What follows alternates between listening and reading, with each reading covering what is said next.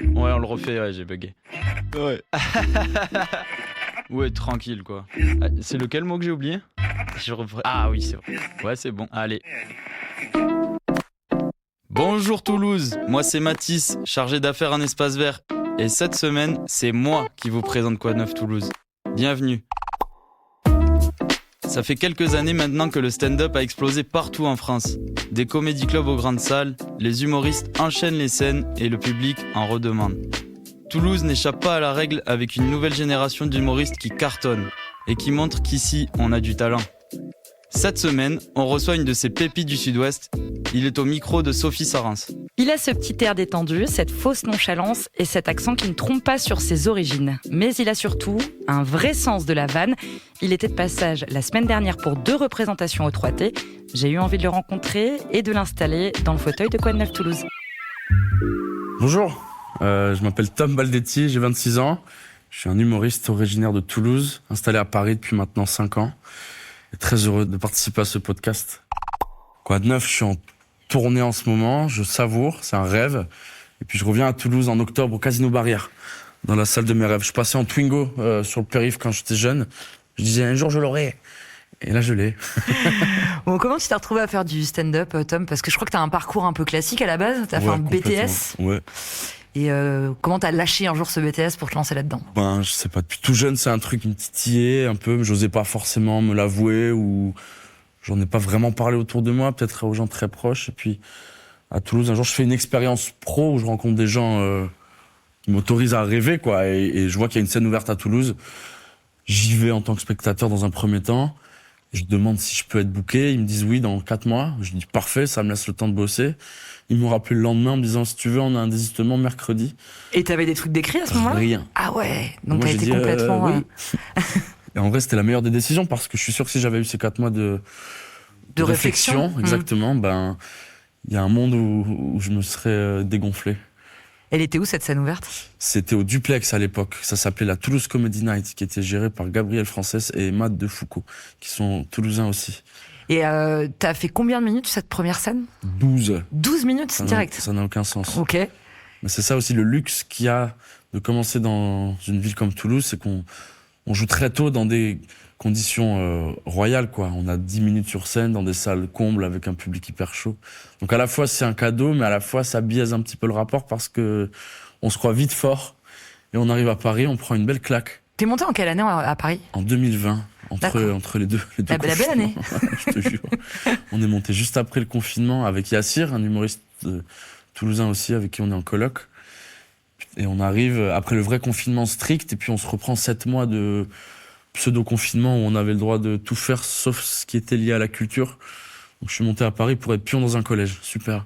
Les premiers mois. Et puis lorsqu'on a pu avoir de nouveau accès aux scènes, bah, on était des morts de faim, quoi. Et à quel moment t'as pu lâcher ton boulot de pion justement pour vraiment vivre à 100%? J'ai fait 2 ans en tant que pion en parallèle. Et puis à un moment, je me dis, bon, bah, faut que je me lance. C'était très anxiogène de quitter un revenu régulier. Même s'il était pas très haut, il était rassurant parce que il assumait au moins mon loyer. Donc là, c'était un peu, oh, est-ce que c'est pas une connerie que je fais? Puis au final, ça met dans une espèce d'urgence qui t'oblige à bosser au final et à faire un peu d'argent et c'est de haut mur qu'on est les plus productifs, j'ai l'impression. Au-delà de la scène, tu fais beaucoup de vidéos sur les réseaux sociaux. Y en a une forcément en tant que Toulousain qui nous a un peu marqué. Donc qui joue un peu avec les clichés. C'est quoi qui te fait marrer dans les clichés sur les Toulousains? Est-ce que toi, maintenant que t'habites à Paris, t'en entends beaucoup? Et si oui, c'est lesquels les clichés les plus prégnants? Bah, les trucs classiques, chez Tonton, Place Saint-Pierre, Airbus, Antoine Dupont, ce sont les monuments de notre ville. Mais à Toulouse, en fait, ce qui me plaît avec Toulouse, c'est une énorme ville qui est très mal desservie par Paris. Donc c'est une des rares villes où il y a très peu d'influence parisienne. Je trouve ça bien parce que c'est une ville qui reste dans son jus et qui a une vraie identité. Je dis pas que les autres n'en ont pas du tout. Mais je dis que l'identité toulousaine, elle est bien ancrée, notamment par ça, je pense aussi. Par notre fierté. Et notre rivalité ou notre moquerie des Bordelais un peu aussi. Ouais, elle est unilatérale, ça me fait tellement rire. Nous, on déteste les Bordelais, ils en ont rien à foutre. C'est pas faux. J'ai aussi découvert que tu avais un talent unique. Ouais. C'est quoi ce talent? Je crache du feu. Waouh, C'est faux. démonstration. Non, je dis les mots à l'envers, ouais. C'est un nom ça, de dire les mots à l'envers? J'ai appris grâce à Instagram que ça s'appelait la rétrolalie. La rétrolalie. On Après, vérifiera. c'est pas un médecin qui me l'a dit, c'est un commentaire. Mais le nom, il paraissait suffisamment savant pour que je considère la source comme fiable. Moi, s'il y a 4 syllabes que je connais pas, je dis d'accord. On peut essayer sur quelques mots un peu d'ici. Ouais, bien sûr. Rugby. Ibgur, Ok. Airbus. Subria. Ok. Je peux pas vérifier, hein, c'est ça le pire. Je te fais 100% confiance. Hein. Je fais Tu verras waouh, au montage quand bravo. tu feras les sous-titres. Putain, il avait raison. Si je te dis Bordeaux, justement, tiens. Xuaeudrob, Chemise. Euzimuk. Anthony. Ça, c'est parti d'une blague, ça le suit. Mais raconte-nous, tiens, c'est parti de quoi ça? C'est une histoire vraie. Un jour, il arrive, Anthony, que j'aime très fort, hein, qui est un de mes amis parmi beaucoup. Un jour, il arrive au Panama Café avec une chemise. Il lui arrive mi-tibia. J'ai jamais vu ça. Une couleur. Roland Garros, infernal. Et puis, on l'a vanné. Puis, c'était au moment où je commençais les vidéos. Je lui dis, t'es d'accord que je te vanne en vidéo? Et puis, cut. La chemise, elle a un compte Instagram plus connu que lui. C'est vrai? Incroyable. Plus connu que lui, c'est pas vrai. Allez le voir, Anthony Dulani, très très fort, très talentueux. Bon, et un dernier mot à l'envers, quoi de neuf Toulouse? Jokudfjön Zjoliot. Wow, bravo, félicitations. Merci. On passe à l'interview express, tu le veux bien? Ouais. Toulouse, pour toi, c'est quoi? Ah bah c'est ma ville de naissance, de cœur. C'est ma maison, quoi. Un lieu à Toulouse où t'as tes plus grands souvenirs de soirée, de fou rire avec des potes. Ah bah moi j'ai fait 15 ans de rugby, hein, donc chez tonton. Un mot ou une expression toulousaine que t'adores? Au taquet, Un Toulousain ou une Toulousaine qui gagne à être connu? Yassir. Redouane Bougueraba, il a fait le Vélodrome à Marseille. Ouais. Toi, si de faire un truc un peu pareil à Toulouse, ça serait Ernest Vallon ou le Stadium? Bon, Ernest Vallon symboliquement, parce que j'y étais beaucoup en tant que spectateur. J'espérais être sur ce terrain un jour. Tu joues à quel poste? Je jouais 10 quand je jouais. Ah oui, d'accord, t'avais un peu de la concurrence à Toulouse. Ouais. Un Toulousain ou une Toulousaine qui fait briller la ville selon toi? Ziné, une rappeuse que Ouais. j'aime beaucoup. Tout à fait, qu'on Ouais. essaie de recevoir aussi. Si tu étais maire de Toulouse, ce serait quoi ta première mesure? Elle est quasi chiante cette question. Ouais, c'est le but. Je sais pas, qu'il y ait moins de bouchons sur le périph' à 17h. Ça, Allez. c'était chiant, je me rappelle. Si tu étais un son? Des applaudissements.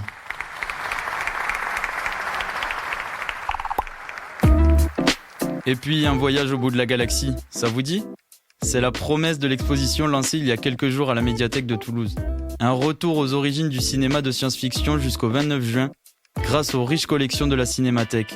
Un véritable voyage dans le temps, Adrien Chevrier.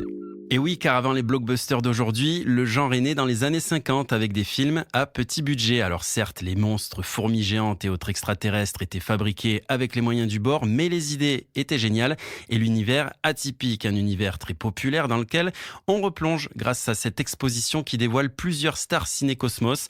Ce sont des adaptations d'œuvres cinématographiques en récits illustrés avec souvent une couverture haute en couleurs, des documents datant des années 60 composés de photos des films en noir et blanc, accompagnés de dialogues ou légendes, un genre de BD ou comic book. Vous pourrez ainsi découvrir les soucoupes volantes Attack, Spaceman, Superman japonais ou encore Planète Interdite, un des films du genre les plus connus. D'ailleurs, parmi la vingtaine d'affiches magnifiques exposées, celle de Planète Interdite dessinée par le français Roger Soubi, légende dans le domaine. Et puis Voyage au bout de la galaxie, c'est aussi... Tout le monde vous considère comme la référence en matière de traduction. Je dois vous demander de traduire quelque chose pour moi. Ce sont La projection de Premier Contact ce samedi à la médiathèque, le chef-d'œuvre de Denis Villeneuve qui raconte la tentative de communication entre une linguiste et les occupants de mystérieux vaisseaux débarqués sur Terre. C'est beau, intense, avec un final magistral et certainement l'une des plus belles répliques d'amour. 5 autres films sont projetés dans le cadre de l'exposition, dont Mars Attack le 5 avril et Invasion Los Angeles le 3 mai. Quoi de neuf Toulouse, c'est fini pour aujourd'hui, mais on se retrouve mercredi prochain pour un nouvel épisode. En attendant, retrouvez-nous sur Instagram et sur toutes vos plateformes. Pensez à vous abonner pour ne pas manquer un épisode et n'hésitez pas à nous laisser des commentaires. Merci à tous pour votre écoute, moi je retourne bosser et je laisse le mot de la fin à Tom Baldetti. Allez, le stade.